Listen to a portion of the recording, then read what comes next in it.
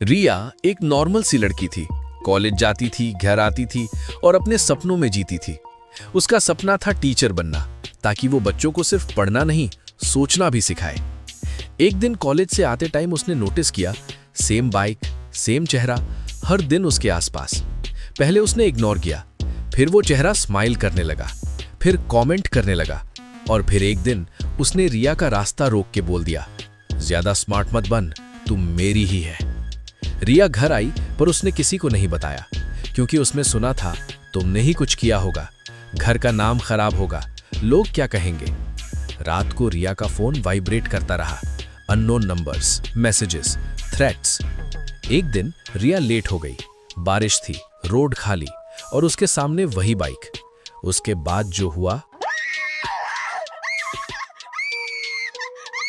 उसके बाद रिया जिंदा थी, पर उसकी हंसी मर गई थी।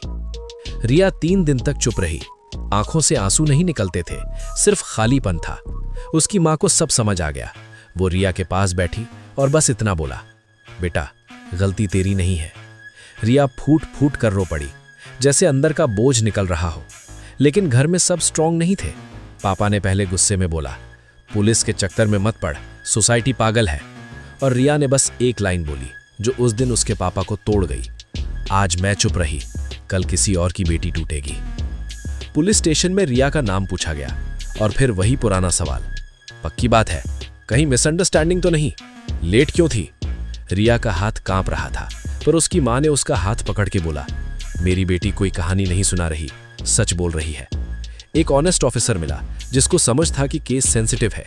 FIR हुई, पर दुश्मन सिर्फ कल्प्रिट नहीं था, दुश्मन लोग भी थे। मोहल्ले में बातें चलने लगी, कैरेक्टर ठीक नहीं होगा, दिखावा करती थी, इतनी मॉडर्न बनी तो ये तो होगा ही। रिया चिल्ला नहीं सकती थी, पर अंदर से कह रही थी, मैं विक्टिम हूं, मुजरिम नहीं। केस आगे बढ़ने लगा, पर कल्प्रिट के पास पैसा था, पावर थी। एक दिन एक छोटा सा लड़का समीर रिया के घर आया। वो छोटे से